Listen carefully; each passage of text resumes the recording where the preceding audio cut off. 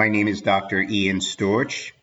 I'm a board-certified gastroenterologist and osteopathic physician, and you are listening to DO or Do Not. If you are interested in joining our team or have suggestions or comments, please contact us at doordonotpodcast.com. Share our link with your friends and like us on Apple Podcasts, Facebook, Twitter, and Instagram. We hope you enjoy this episode. Hi, I'm Tiffany Carlson, a second-year osteopathic medical student hailing from the Midwest, and you're listening to DO or Do Not. On this episode of DO or Do Not, Dr. Tonni Bacoat-Jones shares her story with us. Dr. Bacoat-Jones graduated with a degree in mathematics from Bennett College in Greensboro, North Carolina. She attended medical school at Des Moines University and completed a traditional osteopathic rotating internship in Brooklyn, New York. Dr. Jones completed a residency in anesthesiology and subsequently a pain management fellowship at the University of Maryland at Baltimore. Ultimately, she went on to work and teach at Nova-Southeastern University on the Clearwater campus, where she is currently the post-baccalaureate gross anatomy course director and assistant course director for first-year medical students. Dr. Bacoat-Jones holds a Master of Public Health, which she obtained through the George Washington University recently. In this interview, Dr. Bacoat-Jones will tell us about her journey as a non-traditional medical student who raised her 5-year-old daughter during her studies at Des Moines. She describes how an early family mentor led her to choosing osteopathic medicine, and she will give students her study strategies to be successful in medical school. We hope you enjoy listening to Dr. Bacoat-Jones' journey. Welcome, Dr. Bacoat-Jones, to the show. How are you today? I am doing wonderful. Very, very nice introduction. Thank you. Well, you are quite impressive, so we appreciate the time that you're taking out of your busy day. Can you just tell us, the audience, what does your normal day look like? Especially, I know that you were in the classroom today. Yeah, I am strictly academic medicine now, so I'm not in the hospital. I do teach some clinical classes, but for the most part, a lot has changed since COVID. They say this is our new norm. So our new norm is that we have to be very flexible, right? So that being said, I usually wake up about 6:45 in the morning. I have my boys, I call them, but they're my dogs. So let them out, go for a walk, and of course I feed them. Then I try to feed myself, of course. Usually now we are doing classes on Zoom. So I usually have lectures or I'll have labs. And then, it's really great because of the technology that we use, especially at Nova, KPCOM. We have a lot of new technology, including virtual reality as well as complete anatomy and other things that allowed us to actually move into this new arena smoothly. So it's usually lectures, and they lead to labs, of course. And then we also have meetings, quite a few meetings on what's going on, basic science faculty, as well as principles of clinical medicine, presentations, professional development training, and other things too. But the great thing is, because of my MPH degree, I also attend a lot of the American Public Health Association seminars and seminars from AARP about COVID and our geriatric population. And then there are also a lot of seminars from the National Institutes of Health and Care Management. So, along with all this, we have to formulate test questions for our students, and there's so many per lecture that we have to prepare. I also teach in the post-baccalaureate program, and these are students, that are hopeful of getting into the next year's class, but teaching anatomy in that class and getting those lectures prepared. So, we're kept pretty busy. Yes, it seems like you're always working, and you even had time to do an MPH. Can you just tell our audience what exactly is an MPH and what you can do with that, a population medicine perspective for students thinking about going into medical school? So the great thing is now even in medical school, they have where you can get a dual degree. So you can get a master's in public health along with your medical degree. They didn't have that when I was coming through, but that's okay. My interest in medicine, or my whole reason for wanting to go into medicine, and you've heard this before, I'm a nurturer and I wanted to help people. And so, as I was practicing, I saw a lot of things that patients weren't doing or weren't able to do, or their access to care or other things that kept them from being the healthy people that they can be. So I started looking into public health, which it actually it works very well with medicine in that you not only learn about your patients and how, to gain their trust, but you also start looking at why patients aren't able to access medicine or access just getting to the doctor, or in fact, that there may be no place in their community for them to get healthy food. So there's a lot of different things that actually add to a patient being healthy or being able to be healthy because of, various circumstances. And in most cases, things that they can't help, things that they can't change. So, having a master's in public health allowed me to take care of the total patients as osteopathic physicians do anyway. But now it just adds another parameter or another area to actually prepare and treat those patients even better. Awesome. Thank you for describing that for our audience. Now, you said that you're a nurturer, which I think a lot of students come into thinking that they want to study medicine because they want to help people, they want to make a difference. So, what made you decide that you were interested in medicine and wanting to become a doctor? And then, like, when in that time period, was it before your undergraduate, during, like, when was it like, yes, I'm going to take the plunge and become an osteopathic physician? So I have to tell you the story. My journey started probably when I was about 5 years old.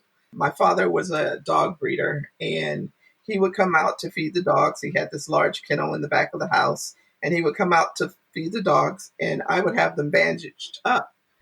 And so from that point, I knew that that's what I wanted to do. I wanted to help. So I loved science. I loved math. Some would call me a kind of nerd or geek, as my kids do now, but that's okay because, it worked for me. I was very inquisitive. I wanted to know how the body worked, and there was nothing else for me other than being a doctor. So that's when I started.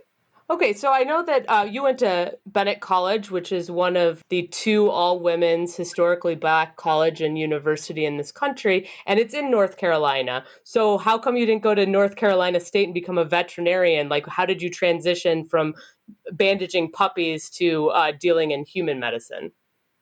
So another funny story. I actually, because I loved animals, it was a toss up between medicine and being a vet. But then one summer, I guess during high school, I decided to work with a couple of vets, to kind of figure out exactly what I wanted to do. And I didn't like the way, to be honest, the way I smelled. I guess I'm kind of prissy, I like to smell good and all that stuff. And so that kind of, led me away from animals, even though I still love animals. I have quite a few of them myself, but that kind of led me along the path of just medicine. So, yeah, Greensboro, North Carolina, the reason I chose that school, it's actually a tradition. That's the school that my mom went to. And they have so many traditions, as far as culture and diversity, acceptance, and all of these things were very important to me. So I needed to prepare for medical school, and Bennett also had a wonderful science department with instructors that were the best in their fields. So there was, no other choice. I decided to go to Bennett. Well, while you were at Bennett, what were some kind of crystallizing experiences that kind of led you to consider osteopathic school as opposed to allopathic? So one thing, I actually had a first cousin who was an osteopath physician. And, we would have family reunions, or she would come to visit my mom or my grandmom all the time.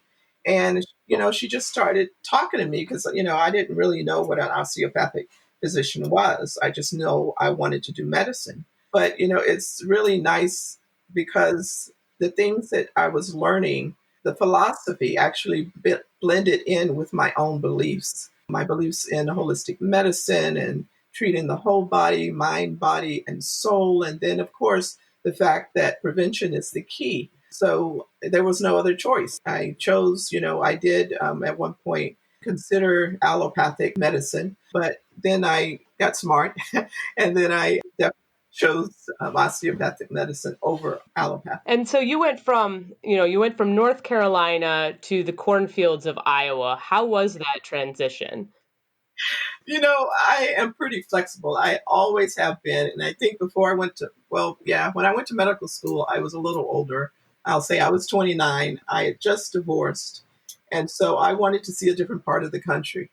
So I applied to the Des Moines Medical School and then the one in Miami. And the Des Moines Medical School was the first one to say, hey, come on. So I packed up, and you have to, it's you really have to look at faith. I packed up, I drove across the country, and luckily my mom was just retired because I had a 5-year-old, and I headed to Iowa. And there was no question about whether I was going or not. There was no question about, okay, now that you're here, where you're going to stay. It was amazing. And I have to tell you, sometimes when doors open up for you, everything will fall into place because Des Moines, Iowa, my daughter was 5. The school that she went to was the best in the nation, not just in Iowa, but the nation on exams.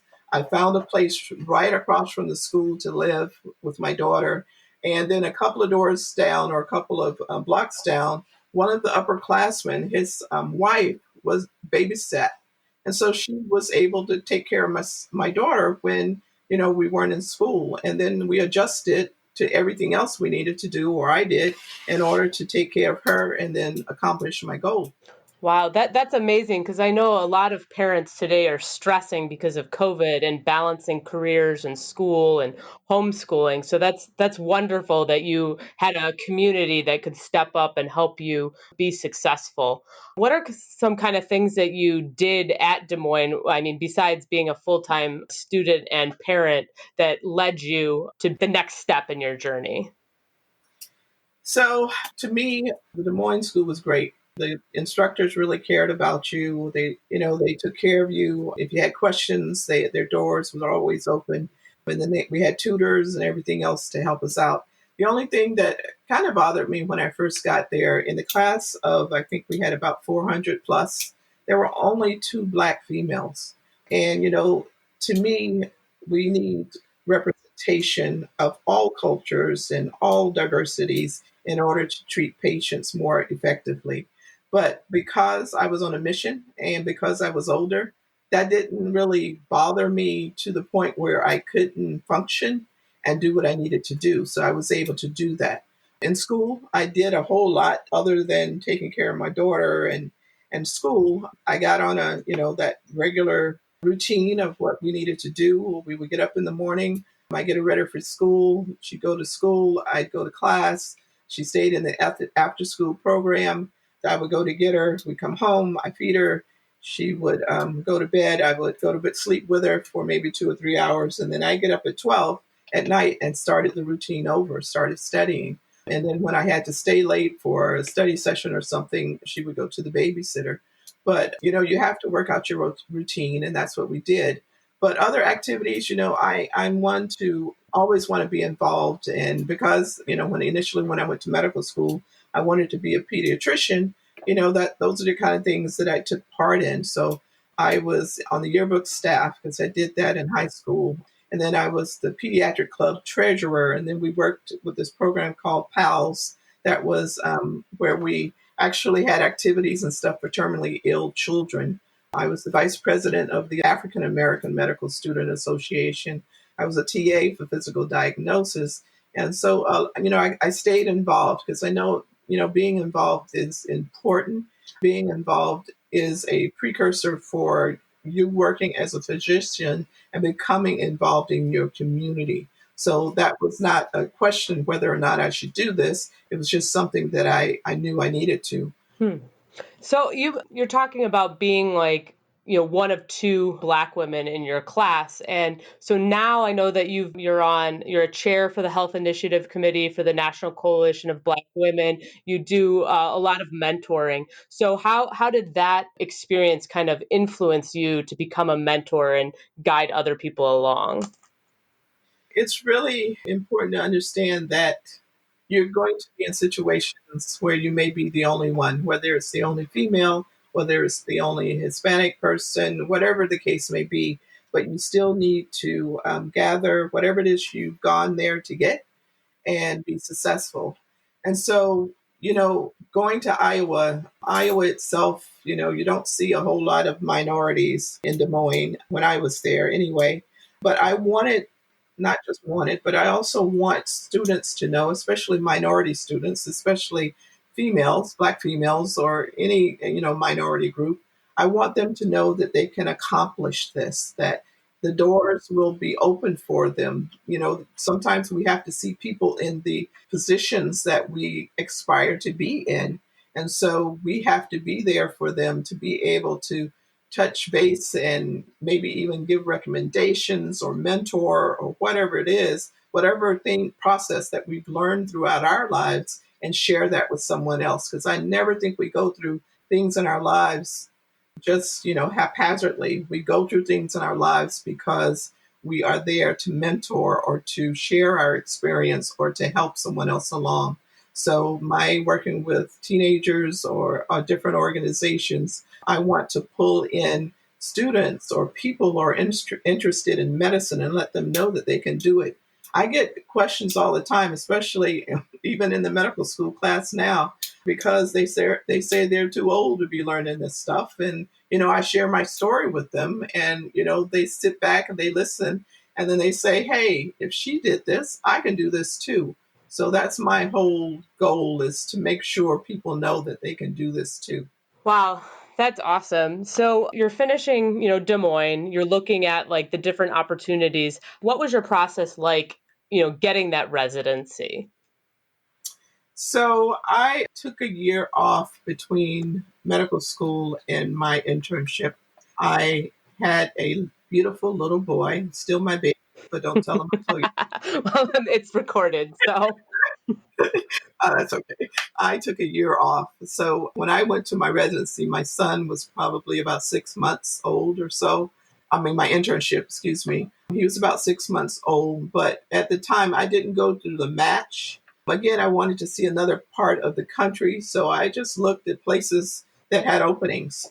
And it just so happens that the Wyckoff Hospital in New York had an opening. So I applied, I went for an interview, and they said, hey, come on. And then after my internship, or during my internship, I always wanted to be a pediatrician. They knew this, so they put me in the pediatric ER and the pediatric ICU and everything peds. But then during my internship, I actually met someone who was an anesthesiologist, and she was awesome. I mean, she was smart, she was personable, she cared about her patients. And not only that, she thought enough of me to mentor me and, let me do lines, let me, take part in asking patients questions before pre-op. All these things that really impressed me. And one day she said to me, hey, Tonni, do you know that you could be a pediatric anesthesiologist? And I'm like, whoa, stop the boat. Here we go. That's what I'm doing. Oh, um, yeah. So for our audience, a lot of like pediatric surgeries, like without anesthesiology in the room, like they just can't be done. Like cleft palate surgeries. What are some other surgeries? And also, like the airway is just different, right? Yeah, the airway is quite different, but I do have another story to go along with that. Most cases are just ear tubes or sometimes circumcision, sometimes there's intestinal blockages, things like that. But there was one case that I had as a resident at the university in anesthesiology. It was a baby, and the baby, was having surgery newborn because it had heart defects. And so, the pediatric anesthesiologists at the University of Maryland, also awesome, were actually, taking care of this baby. So they knew what I wanted to do, pediatric anesthesiology. So they actually allowed me to be in all the pediatric cases as much as possible. So this one case started about 5 in the morning, and, about 10 o'clock at night, it was still going. And so the pediatric anesthesiologist, by the way, I was pregnant again at this point, and she told me to go home. And I'm like, no, I want to see the end of this case. I don't want to go. I want to stay. And she was like, no, Tonni, go ahead and go home. And, we'll talk later. So I went home. I came back the next morning. We get there about 5 or 6. The case was just ending. They were cleaning the room. And I talked to the pediatric anesthesiologist that was taking her place for today. And I asked about the baby, how did the baby do? And she told me that the baby died. And from that point on, I went home. I had, two kids at home at that point, and I went home and I started kissing the kids and crying, and they didn't know. My husband didn't know what was going on, and my kids thought I was just crazy. But at that point, I knew I couldn't do peds. And so I ended up, just focusing on anesthesia. I decided to do pain management because I like taking care of patients, the more challenging patients when it comes to pain, as well as doing procedures.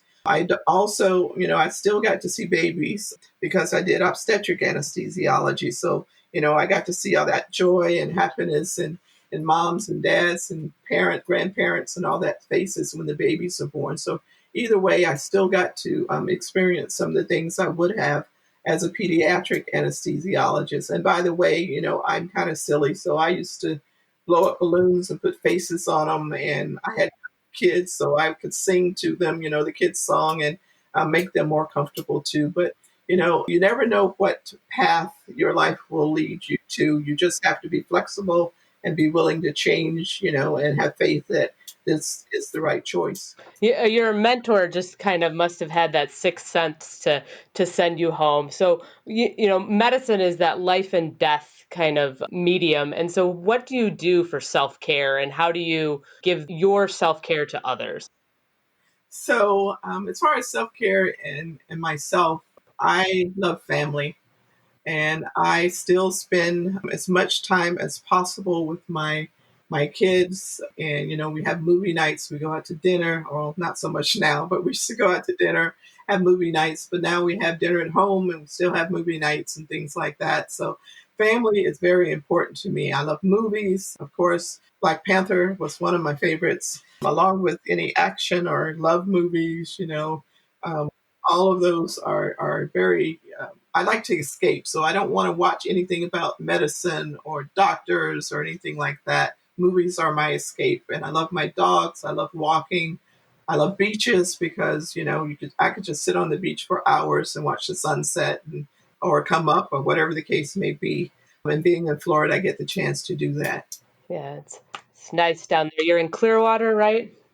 Yeah, the school is in Clearwater, but I don't live in Clearwater. I live probably about 45 minutes away. But that's okay because I get to drive across the water and see dolphins and manatees and all those and birds of all kinds going to work and coming home, and even from my office. So that's not bad. No, seeing dolphins every day is not bad at all. So you did two fellowships, one in pain management and then obstetrics, and then you did some kind of clinical teaching at Maryland as well.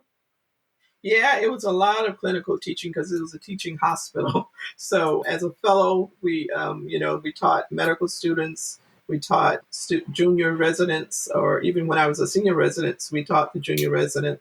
So there was a lot of teaching going on during that period of time. And I enjoy teaching. I've always enjoyed teaching. And maybe it's because, my parents were educators and things like that too. So we have a long line of that. But there was one question you asked me about nurturing my patients. And nurturing my patients, to me, they have to feel comfortable.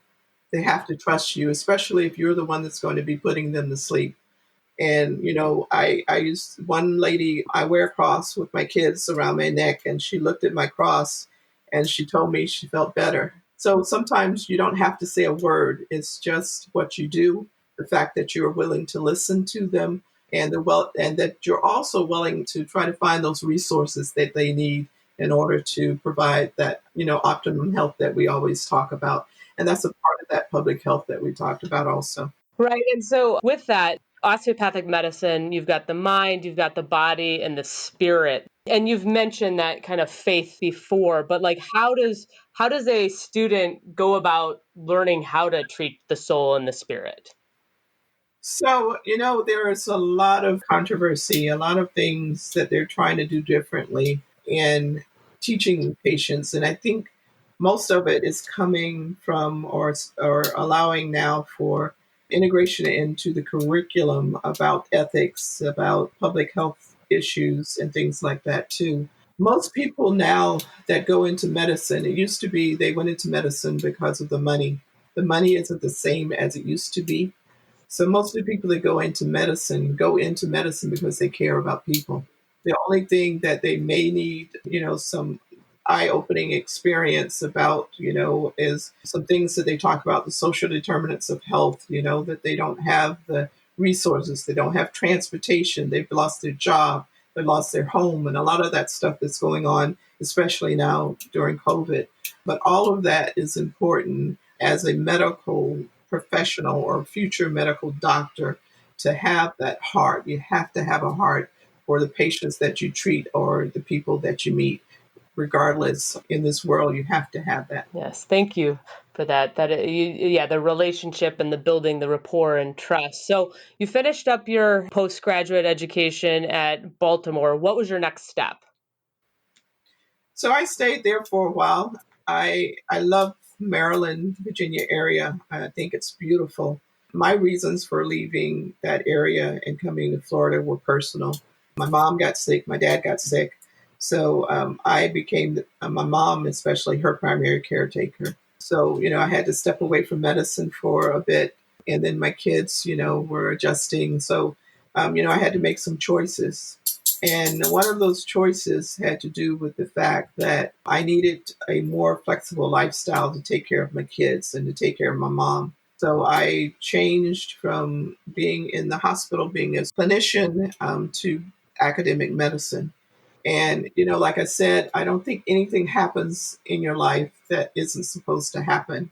I think that the experience and things that I've learned allow me to help to teach medical students what they need in order to be successful, not just as a physician, but also as a person in treating and taking care of patients.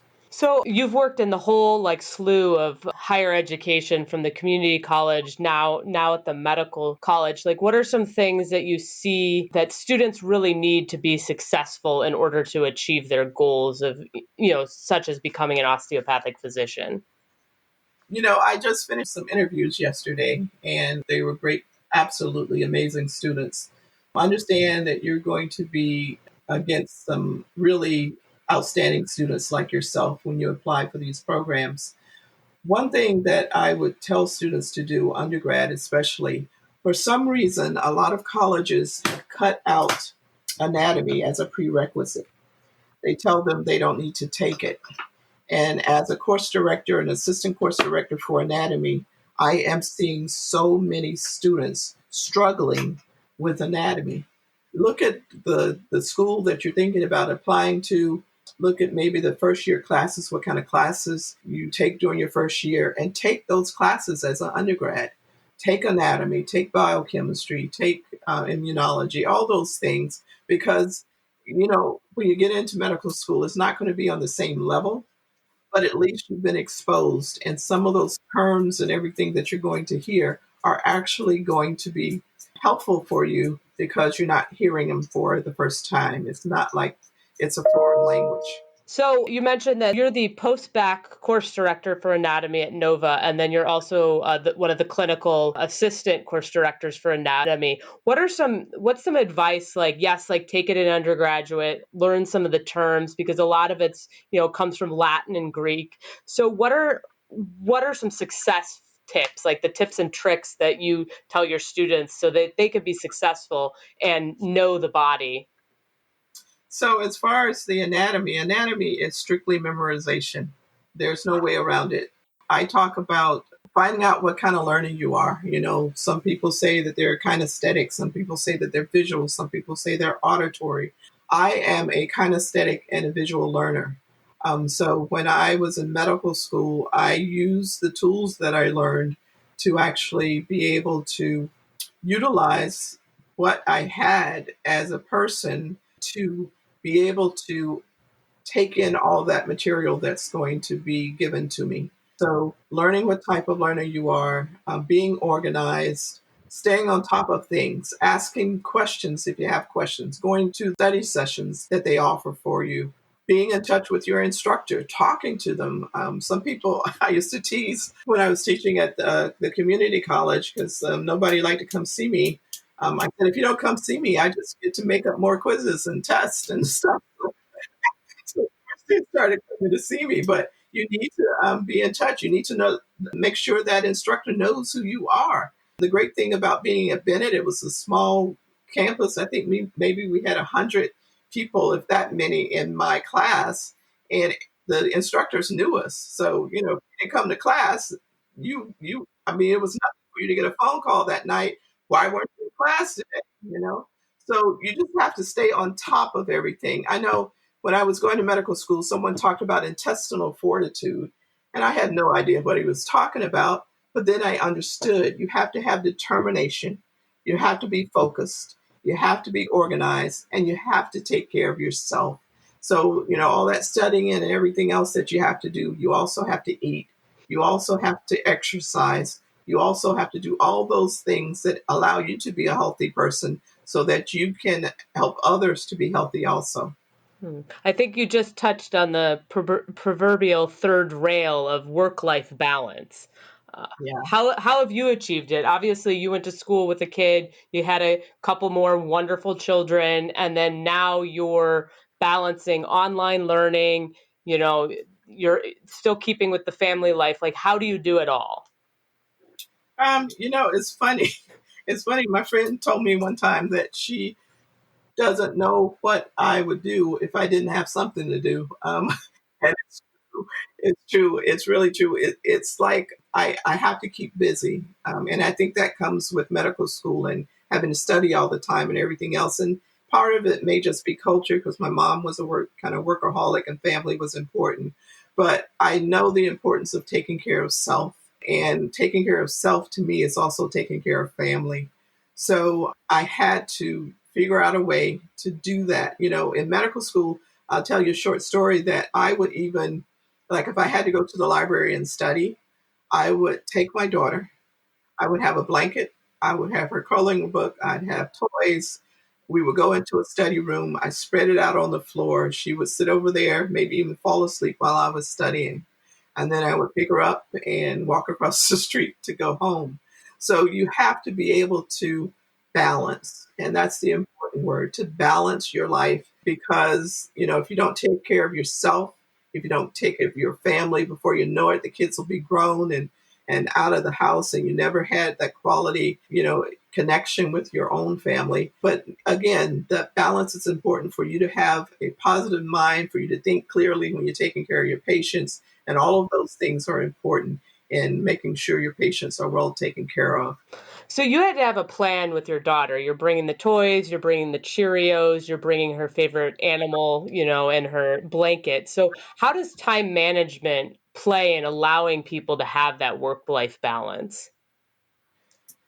Time management is very important, and that goes with organization. You have to be organized and you have to allow time for everything. Like I said, with my daughter, I would pick her up from school, and if we went home and I just needed to study, I would, we'd eat, we might watch. I only could afford two movies, so it was either Fern Gully or 101 Dalmatian cartoons.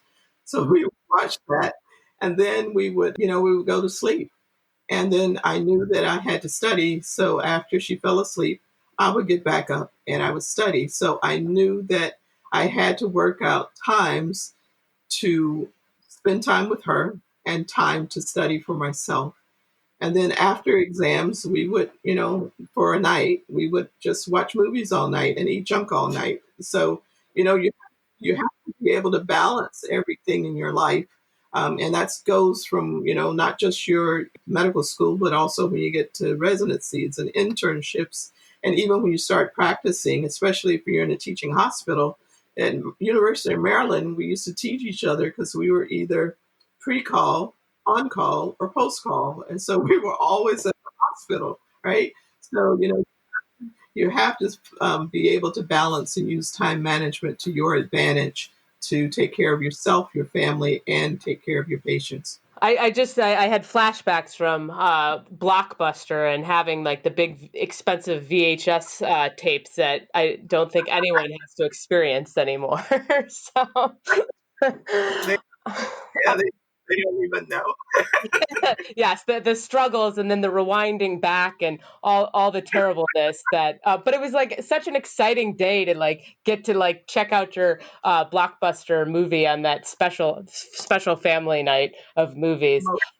Most, most and for me, every experience was a wonderful experience, especially, when I got to finish with an exam, even if it was just getting ice cream, something to celebrate. Yeah, and I think celebration is important. And like learning to celebrate when someone gets better or is just the life different life stages, just having that constant celebratory attitude. So now you're teaching, you've have grown kids, and now you're kind of reflecting about your specialty. Now you're no longer in the hospital, but would you go back and change your specialty if you could? I would not. I would not. I love the connection that I had with my patients and the fact that, as an anesthesiologist, we're considered to be the patient advocate. I enjoyed that. I enjoyed just that connection that we have, even though it was, usually a short period of time. But, and then the medications are really good too, because I've gotten proposals and everything else with all the great stuff that we use for patients. So that connection is there, and being personable and sharing and just all of that is very important in the patient being able to trust you and being comfortable with what's going on. And a lot of times there's a lot going on, so they may be having surgery for cancer or other things that may be going on in their lives. So you have to be able, be flexible, be willing to talk to them, let them talk, and just listen sometimes. So all that's important. So, I mean, so you're touching on both the science with the, different pharmacology that you need to know in order to give those drugs. And then you're talking about the art of medicine, the listening. How does one learn and can it be taught to be a patient advocate? I think it can, and as I mentioned earlier, the curriculum for a lot of the medical school now has changed quite a bit. And that's because, initially, of course, you want smart people. You do. You want some people who can take care of patients, but you also want people who are compassionate or passionate both about the care of their patient. And so a lot of medical schools have realized, or, just from most of which have also residency programs and things like that too, that sometimes there was a disconnect. The smartest person did not always have the best bedside manner. So we're working hard, and that's another great thing I was telling you about. You're not put in a place for no reason. My experience and my passion and compassion for patients, I can give that to or teach or work with medical students now so that they can also learn or be able to be passionate and compassionate and have a heart that we talk about for their patients. So I think it can be taught. And I think a lot of schools now are realizing that it needs to be taught. But I think this is a wonderful, humbling experience for me to be able to do that also, to play a role in them learning about taking care of patients, that art and everything else that goes along with it. Now, so you're in the midst of, as the course director in anatomy and then doing it online. And I think you also mentioned that you work with the anesthesiology interest club at your school. You're kind of in an exciting time at Nova. So you came from Des Moines, I think it's the second oldest osteopathic school in the country. And then you're going to this new school that is in its second year, I think. Yeah, it is. And it's funny because, the first year students, the whole time we kept telling them, you're pioneers, you're kind of paving the way for the future and stuff. And as faculty, we felt that way too, because, we would go into our office when we first got there. First, we had to find an office and be assigned an office. And then we had to get computers delivered to us. And we were doing things, sort of like almost like cavemen to take care of things that we needed to do for that first year class. We started July 1st, and the first year class started on the 29th. So we didn't have much time to prepare lectures and exams and all those other things. But luckily, we're a satellite campus. So a lot of the help that we got from the main campus, and some of the instructors from the main campus, and even some of the people from the main campus were able to come over and help us. But yeah, we were pioneers. I like that. I really do. I think that's pretty neat to be on this like new adventure and like seeing a new culture emerge and really helping as osteopathic medicine. A lot of the programs focus on that primary care, that whole person getting care to the most people. So if you could, I know it's slightly silly, but I think it's kind of fun because you did mention that you like Black Panther and those adventure movies. So what is your superpower? My superpower is, I think I'm humble. Uh, and humility is very important in being open and open-minded, open to your patients, open to situations, and flexible. And just from your own experience, you get to see or feel what your patient may be feeling. You know what it means when they don't have money to get food, or they just lost their house, or they don't have insurance. And so that my humility is very important because that allowed me to look at this patient, and it goes along with the public health, the whole theory or idea of getting that public health degree in treating patients, and not just treating the patient, but their families and their situation and everything else, that holistic view that goes so well with osteopathic medicine. So my superpower, humility. And I think if you can keep that, you will always look out for your patients, look out for your coworkers and everything else. And that nurturing, humility, all of that allows me to be a stronger person. I always have a hard time with humility. Do you have your own personal definition of what humility is? I think it encompasses a lot of different things. It's the way you talk to people, the way you treat people, the way you even look at people that are different from you. I think it allows you to be more accepting of cultures, of differences of opinions, of differences of how, you might even treat a patient, and be open to, new avenues. Of course, the new students, when they finish, they're going to have all these new techniques and things like that. And we have to be open to some of these things that we, may have learned way back when. This may be another way or a better way to treat our patients. So humility involves a whole lot of different things. For me, I speak to everybody. I help everyone I can. I reach out to students if I see them struggling, or even if I think they need a hug, I'll give them a hug. It's important that you show yourself as being a person that the students can come to. And I've had a lot of students come to me with private stuff, and then I have the resources, or I know the resources. Okay, I can only take you this far, but I know someone who can take you the rest of the way. And so it's a lot involved in humility. Yeah, using that warm handoff can be really essential in a student's success. So thank you so much, like sharing your journey. I mean, we've gone through, that they saw in like developmental psychology, like the whole gamut, the whole lifespan of a doctor's career. Is there any advice that that you wish you had gotten and would like to share with students thinking about medicine, or are just beginning their medical education journey? Um, Again, going back to that intestinal fortitude, just staying focused, being determined, know what your goal is, and going for it.